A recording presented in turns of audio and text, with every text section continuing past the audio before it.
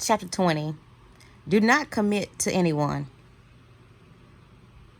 It is the fool who always rushes to take sides. Do not commit to any side or cause but yourself. By maintaining your independence, you become the master of others, playing people against one another, making them pursue you.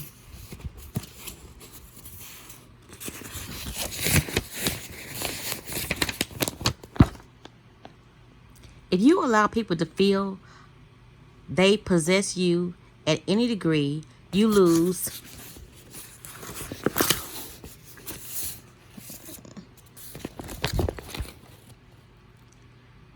all power over them. By not committing your affections, they will only try harder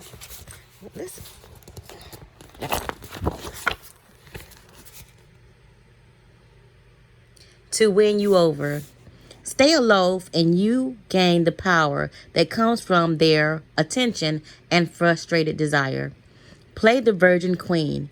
Give them hope but never satisfaction.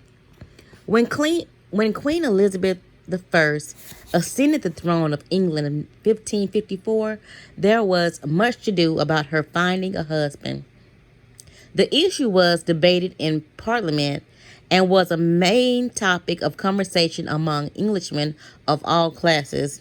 They often disagreed as to whom she should marry, but everyone thought she should marry as soon as possible, for a queen must have a king and must bear heirs for the kingdom. The debate raged on for years. Meanwhile, the most handsome and eligible bachelors in the realm, Sir Robert Dudley and the Earl of Essex, Sir Walter Raleigh, vied for Elizabeth's hand. She did not discourage them, but she seemed to be in no hurry, and her hints as to which man might be her favorite often contradicted each other. In 1566, Parliament sent a delegation to Elizabeth urging her to marry because she was too old to bear children. She did not argue, nor did she discourage the delegation, but she remained a virgin nonetheless. The delicate game that Elizabeth played with her suitors slowly made her the subject of innumerable sexual fantasies and the object of cultish worship. The court physician Simon Forman used his diary to describe his dreams of deflowering her. Painters represented her as Dinah and others goddesses. The poet Edmund Spenser and others wrote eulogies to the Virgin Queen. She was referred to as the world's empress, that virtuous Virgo who rules the world and sets the stars in motion. In conversation with her, her many male suitors would employ bold sexual innuendo, a dare that Elizabeth did not discourage. She did all she could to stir their interest and simultaneously keep them at bay. Throughout Europe, kings and princesses knew that a marriage with Elizabeth would seal an alliance between England and any nation. The King of Spain wooed her, as did the Prince of Sweden and the Archduke of Australia. She politely refused them all. The great diplomatic issue of Elizabeth's day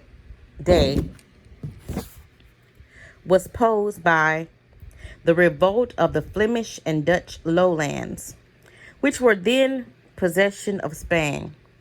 Should England break its alliance with Spain and choose France as its main ally on the continent, thereby encouraging Flemish and Dutch independence?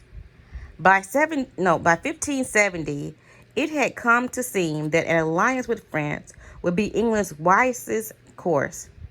France had two eligible men of noble blood, the Duke of Anjou and Alençon, brothers of the French king.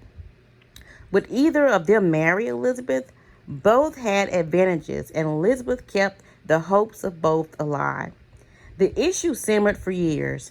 The Duke of Anjou made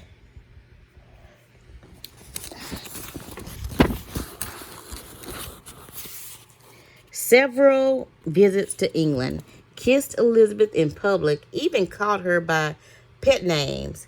She appeared to requite his affections. Meanwhile, as she flirted with these brothers, a treaty was signed that sealed peace between France and England. By 1582, Elizabeth felt she could break off the courtship.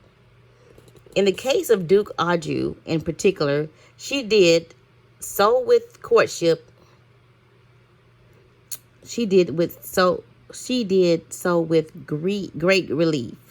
For the sake of diplomacy, she had allowed herself to be courted by a man whose presence she could not stand and whom she found physically repulsive. Once peace between France and England was secure, she dropped the unscrupulous Duke as politely as she could. By this time, Elizabeth was too old to bear children. She was accordingly able to live the rest of her life as she desired, and she died the Virgin Queen. She left no direct heir, but ruled through a period of incomparable peace and cultural fertility. Elizabeth had good reason not to marry. She had witnessed the mistakes of Mary Queen of Scots, her cousin. Resisting the idea of being ruled by a woman, the Scots expected Mary to marry and marry wisely. To wed a foreigner would be unpopular. To favor any particular noble house would open up terrible rivalries. In the end, Mary chose Lord Darnley, a Catholic. In doing so, she secured the wrath of Scotland's Protestants, and endless turmoil ensued. Elizabeth knew that marriage can often lead to female rulers' undoing. By marrying and committing to an alliance with one party or a nation, the queen becomes embroiled in conflict, and they are not of her choosing. Conflicts which may eventually overwhelm her or lead her into a brutal war. Also, the husband becomes the de facto ruler, and often tries to do away with his wife, the queen. As Darnley tried to get rid of Mary, Elizabeth learned the lesson well. She had two goals as a ruler: to avoid a marriage and to avoid a war. She managed to combine these goals by dangling the possibility of marriage in order to forge alliances. The moment she committed to any single suitor would have been the moment she lost her power. She had to emanate mystery and desirability, never discouraging anyone's hope, but never yielding.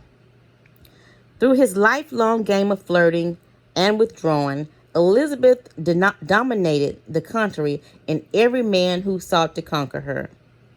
As the center of attention, she was in control, keeping her independence above all. Elizabeth protected her power and made herself an object of worship.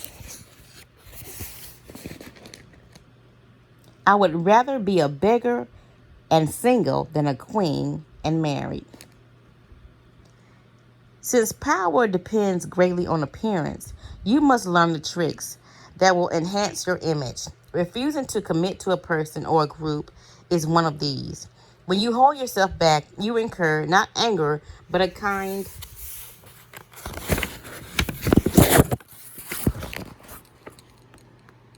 of respect.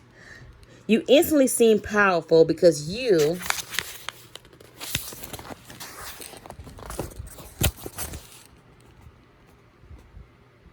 make yourself ungraspable rather than unsuccumbable to the groups or to the relationship as most people do. The aura of power only grows with time. As your reputation for independence grows, more and more people will come to desire you, wanting to be the ones who gets you to commit. Desire is like a virus. If we see that someone is desired by other people, we tend to find this person desirable too. The moment you commit, the magic is gone. You become like everyone else. People would try all kinds of unhanded methods to get you to commit. They will give you gifts, shower you with favors, and all to put you under obligation. Encourage the intention, stimulate their interest, but do not commit at any cost. Accept the gifts and favors if you desire so.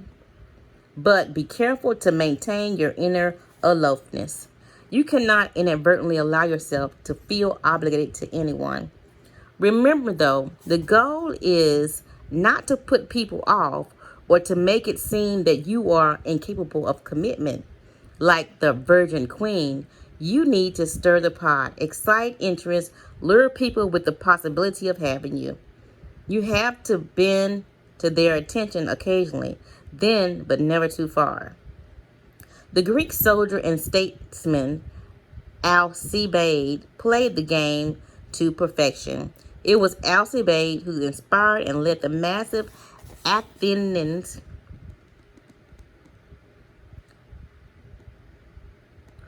armada that invaded Sicily in 14 BC. When envious Athens back home tried to bring him down by accusing him of trumped-up charges, he defeated the enemy, the Spartans, instead of facing a trial back home. Then, after the Athens were defeated at Syracuse, he left Sparta for Persia, even though the power of Sparta was now on the rise. Now, however, both the Athenians and the Spartans courted Alcibiades because of his influence with the Persians, and the Persians showered him with honors because of his power over the Athens and Spartans. He made promises to every side, but committed to none, and in the end, he held all the cards.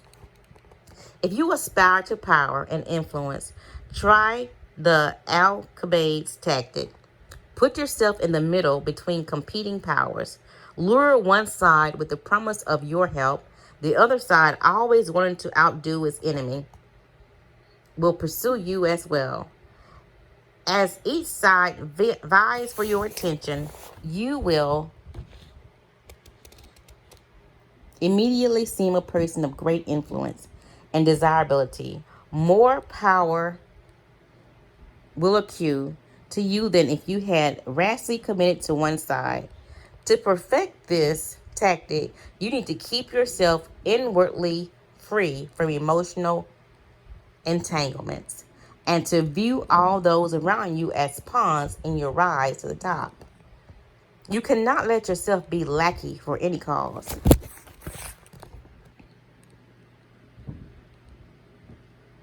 In the midst of the 1968 U.S. presidential election, Henry Kissinger made a phone call to Richard Nixon's team. Kissinger had been allied with Nelson Rockefeller, who had unsuccessfully sought the Republican nomination. Now, Kissinger offered to supply the Nixon camp with valuable inside information on the negotiations for peace in Vietnam that were then going on in Paris. He had a man on the negotiating team keeping him informed of the latest developments. The Nixon team gladly accepted his offer. At the same time, however, Kissinger also approached the Democratic nominee, Herbert Humphrey, and offered his aid. The Humphrey people asked him for inside information on Nixon, and he supplied it. Look, Kissinger told Humphrey's people, I've hated Nixon for years. In fact, he had no interest in either side. What he really wanted was what he got, the promise of high-level cabinet posts from both Nixon and Humphreys.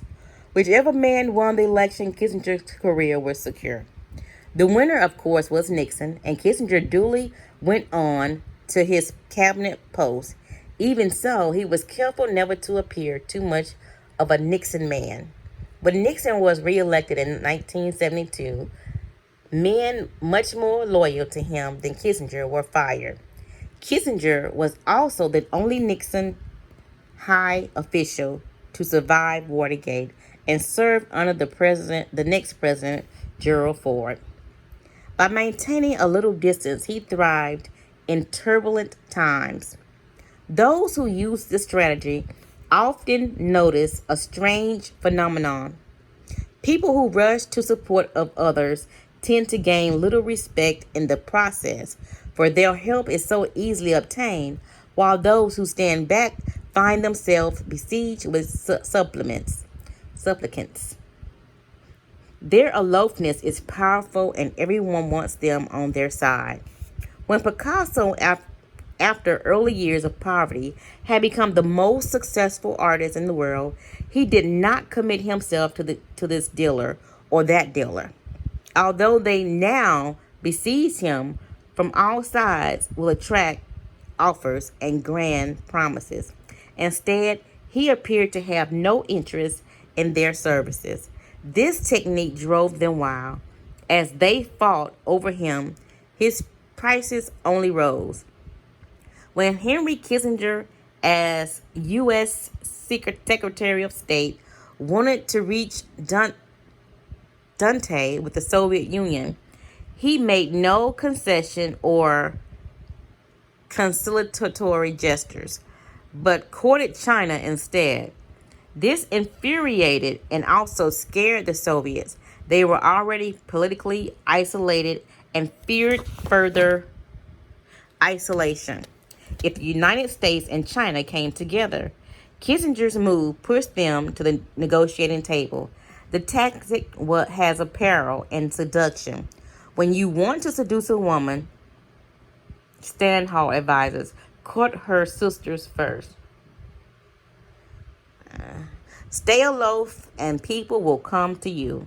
It will become a challenge for them to win your affection. As long as you imitate the wise Virgin Queen and stimulate their hopes, you will remain a magnet of attention and desire. The Virgin Queen, the center of attention, desire, and worship, never succumbing to one suitor or the other. The Virgin Queen keeps them all revolving around her like planets, unable to leave her orbit, but never getting any closer to her. Do not commit yourself to anybody or anything, for this is to be a slave to every man. Above all, keep yourself free of commitment and obligations. They are the device of another to get you into his power.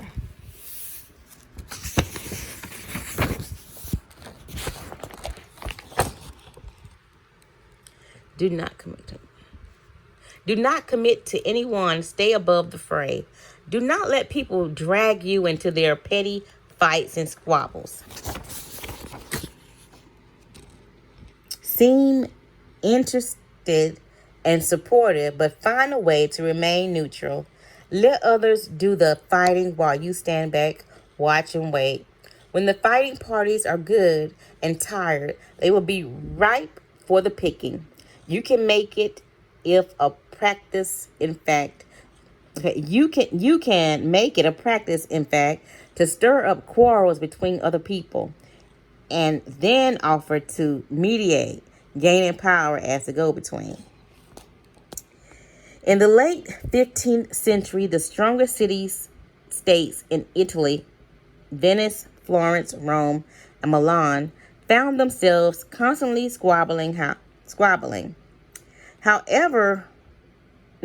hovering above their struggles were the nations of France and Spain, ready to grab whatever they could from the weakened Italian powers. And trapped in the middle was the small state of Mantua, ruled by young Duke Giovanni Gonza. M was strategically located in the northern Italy, and it seems only a matter of time before one of the powers swallowed it up and ceased to exist as an independent kingdom. Gonza was a fierce warrior and skilled commander of troops, and he became a kind of mercenary general for whatever side paid him best. In the year 1490, he married Isabel Este, daughter of the ruler, another small Italian duchy, Ferrara. She, since he now spent most of his time away from M, it fell to Isabel to rule in his stead. Isabella's first true test as a ruler came in 1498 when King Louis XII of France was preparing armies to attack Milan. In this unusual, perfidious fashion, the Italian states immediately looked for ways to profit from Milan's difficulties. Pope VI promised not to intervene, thereby giving Milan either an exchange for this. They hoped the French would give them Mantua. The ruler of Milan, Ludovico Forza, suddenly found himself alone and abandoned. He turned to Isabel, one of his closest friends, also rumored to be his lover, and begged her to persuade Duke Gonza to come to his aid. Isabel tried, but her husband balked, for he saw Forza's cause as hopeless. And so, in 1499, Louis swooped down on Milan and took it with ease. Isabel now faced a dilemma. If she stayed loyal to L, the French would now move against her. But if instead she allied herself with France, she would make enemies elsewhere in Italy, compromising M. Only Louis eventually withdrew. If she looked to Venice or Rome for help, they would simply swallow up M under the cloak of coming to her aid. Yet she had to do something. The mighty king of France was breathing down her neck. She decided to befriend him, and she had befriended Forza before him with alluring gifts, witty, intelligent letters, and the possibility of her company. For Isabel was famous as a woman of incomparable beauty and charm. In 1500, Louis invited Isabel to a great party in Milan to celebrate his victory. Leonardo da Vinci built an enormous mechanical lion for the affair. When the lion opened his mouth, it spewed fresh lilies and the symbols of French royalty. At the party, Isabel wore one of her celebrated dresses. She had by far the greatest wardrobe of any Italian princess. And just as she had hoped, she charmed and captivated Louis, who ignored all the other ladies vying for his attention. She soon became his constant companion. In exchange for her friendship, he pledged to protect M independence from Venus. As one danger receded, however, another more worrying one arose. This time from south, in the form of Caesar Borgia. Starting in the 1500s, Borgia had marched steadily northward, gobbling up all the kingdoms in his path in the name of his father, Pope Alexander. Isabel understood Caesar perfectly. He could be either trusted nor in any way offended. He had to be cajoled and kept at arm's length. Isabel began by sending him gifts, falcons, prize dogs, perfumes, and dozens of masks, which she knew he always wore when walked the streets of Rome. She sent messengers with flattering greetings, although these messengers also acted as her spies. At one point, Caesar asked if he could house some troops in Mantua. Isabel managed to dissuade him politely, knowing full well that once the troops were quartered in the city, they would never leave. Even while Isabel were charming Caesar, she convinced everyone around her to take care never to utter a harsh word about him, since he had spies everywhere and would use the slightest pretext for invasion. When Elizabeth had a child, she asked Caesar to be the godfather. She even dangled in front of him the possibility of a marriage between her family and his. Somehow, it all worked, for although elsewhere he seized everything in his path, he spared Mantua. In 1503, Caesar's father, Alexander, died. A few years later, the Pope Julius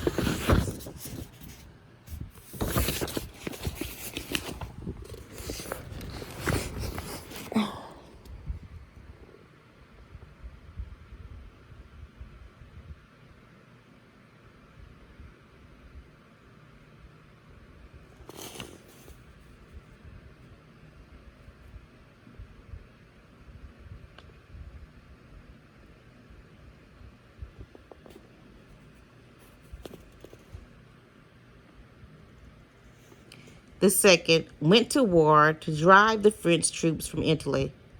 When Julius decided to attack and humble him, once again Isabel found herself in the middle, the Pope on one side, the French and her brother on the other. She dared not ally herself with either, but to offend either would be equally disastrous. Again, she played the double game at which she had become so expert. On one hand, she got her husband, Gonzaga, to fight for the Pope, knowing he would not fight very hard. On the other side, she publicly complained that the French had invaded her territory, and she privately supplied them with valuable information to make the invasion plausible to Julius. She even had the French pretend to plunder Mantua. It worked again. Once again, the Pope left Mantua alone. In 1513, after a lengthy siege, Julius Ferreira and the French troops withdrew, worn out by the effort. The Pope died a few months later. With his death, nightmarish cycles of battles and petty squabbles began to repeat itself.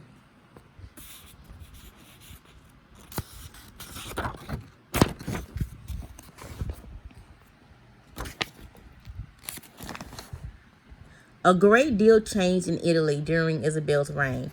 Popes came and went. Caesar Borgia rose and then fell. Venice lost its empire. Milan was invaded. Florence fell into decline, and Rome was sacked by Habsburg Emperor Charles V. Through all this, tiny Malta not only survived but thrived. It is it its court the envy its court the envy of Italy. Its wealth and sovereignty would remain instant for a century after Isabel's death in 1539. Isabel understood Italy's political situation with amazing clarity. Once you took the side of any of the forces in the field, you were doomed. The powerful would take over. The weak would wear you down. Any new alliance would lead to a new enemy. As this cycle stirred up more conflict, other forces would be dragged in until you could no longer extricate yourself. Eventually, you would collapse from exhaustion. Isabel steered her kingdom on the only course that would bring her safety through. She would not allow herself to lose her head through loyalty to a duke or a king, nor would she try to stop the conflict that raged around her that would only drag her into it. And in any case, the conflict was to her advantage. If the various parties were fighting to death and exhausting themselves in the process, they were in no position to gobble up Mantua. The source of Isabel's power was her clever ability to seem interested in their affairs and interests of each side, while actually committing to no one but herself and her kingdom. Once you step into a fight that is not your own choosing, you lose all initiative. The combatant's interests become your interests. You become their tool. Learn to control yourself, to restrain your natural tendencies, take sides and join the fight. To take sides and join the fight.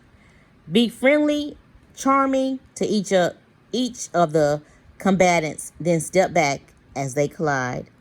With each battle, they grow weaker while you grow stronger with every battle you avoid. When the snipe and the muscle struggle, the fishermen get the benefits. To succeed in the game of power, you have to master your emotions. But even if you succeed in gaining such self-control, you can never control the temperamental disposition of those around you.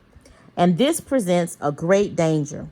Most people operate in a whirlpool of emotion, constantly reacting, churning up squabble and conflicts. Your self-control and autonomy will only bother and infuriate them.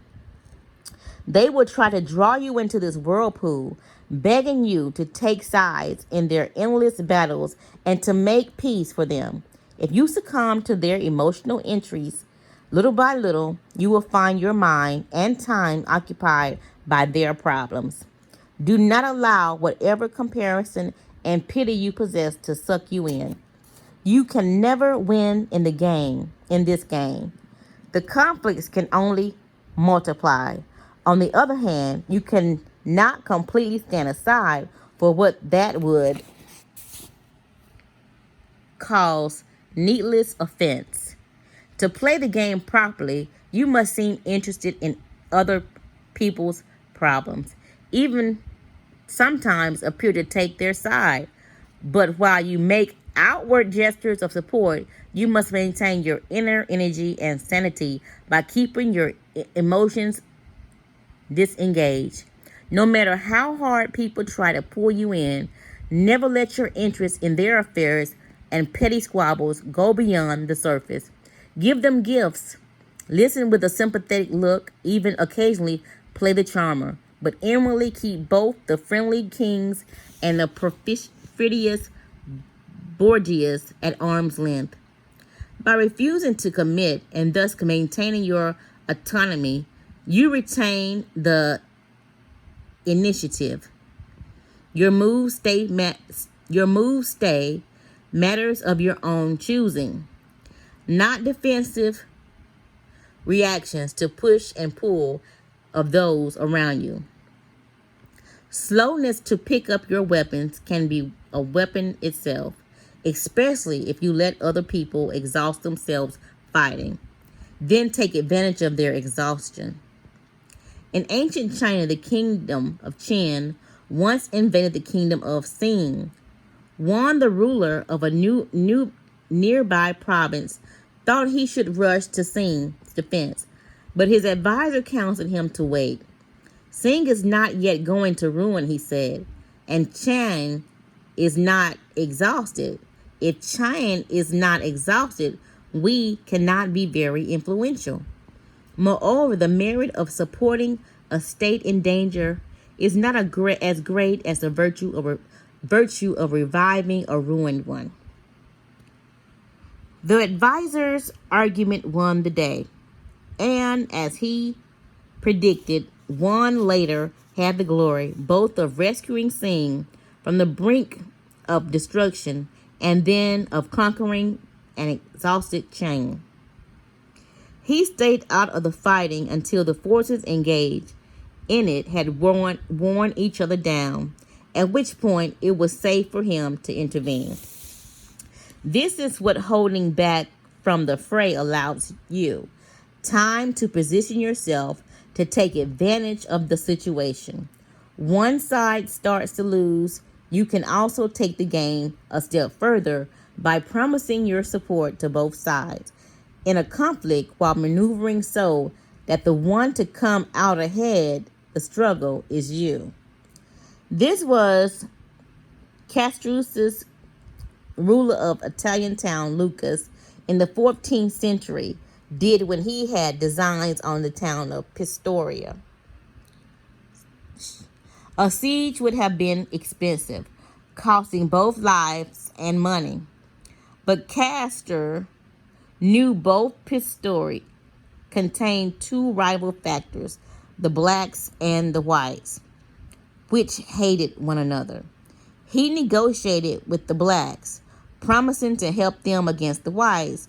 Then, without their knowledge, he promised the whites he would help them against the blacks. And Cass kept his promise. He sent an army of black-controlled gate to the city, which the sentries, of course, welcomed in. Meanwhile, another of his armies entered through white-controlled gate.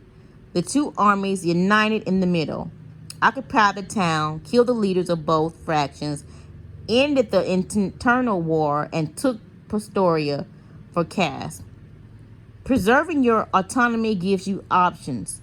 When people come to blows, you can play the mediator, broker the peace, while really securing your own interests.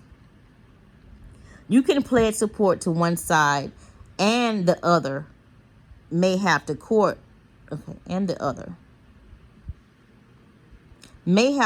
you with a higher bid. Or like Cass, you can appear to take both sides, then play the antagonists against each other. Oftentimes, when a conflict breaks out, you are tempted to side with the strong party or the one that offers apparent advantages in an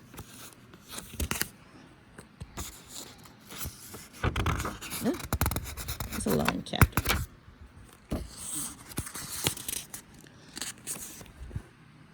Alliance. This is risky business. First, it is often difficult to foresee which side will prevail in the long run. But if you guess right and ally yourself with the stronger party, you may find yourself swallowed up and lost or conveniently forgotten when they become victors. Side with the weaker, on the other hand, and you are doomed. But play a waiting game and you cannot lose. In France's July Revolution of 1830, after 3 days of riots, the statesman Talleyrand, now elderly, sat by his Paris window, listening to the pealing bells that signaled the riots were over. Turning to an assistant, he said, "Ah, the bells, we're winning." "Who's we?" moaned Prince. The assistant asked, gesturing for the man to keep quiet. Talleyrand replied, "Not a word. I'll tell you who we are tomorrow." He well knew that only fools rush into a situation that by committing too quickly you lose your maneuverability. People also respect you less. Perhaps tomorrow they think you will commit to another different cause, since you gave yourself so easily to this one. Good fortune is fickle, God, and will often pass from one side to the other. Commit to one side deprives you of the advantage of time and luxury of waiting. Let others fall in love with this group of that or that. For your part, don't rush in. Don't lose your head. Finally, there are occasions when it's wisest to drop all pretense of appearing supportive and instead triumph your independence and self-reliance. The aristocratic pose of independence is particularly important for those who need to gain respect. George Washington recognized this in his work to establish the young American Republic on firm ground. As President Washington avoided the temptation of making an alliance with France or England. Despite the pressure on him to do so, he wanted the country to earn the world's respect through its independence. Although a treaty with France might have helped in the short term, in the long run, he knew it would be more effective to establish the nation's autonomy. Europe would have to see the United States as an equal power. Remember, you have only so many much. Oh no, you have only so much energy and so much time. Every moment wasted on the affairs of others subtracts from your strength. You may be afraid that people will condemn you as heartless, but in the end, maintaining your independence and self-reliance will gain you more respect and place you in a position of power from which you can choose to help others on your own initiative. A thicket of shrubs in the forest. One shrub lashes onto another, entangling its neighbor with its thorns. The thicket slowly extends its impetuous domain. Only what keeps its distance and stands apart can grow and rise above the thickness. Regarded as more courageous, regarded as more courageous not to become involved in an engagement than to win in the battle, where there is already one interfering fool. Take care that there shall not be two.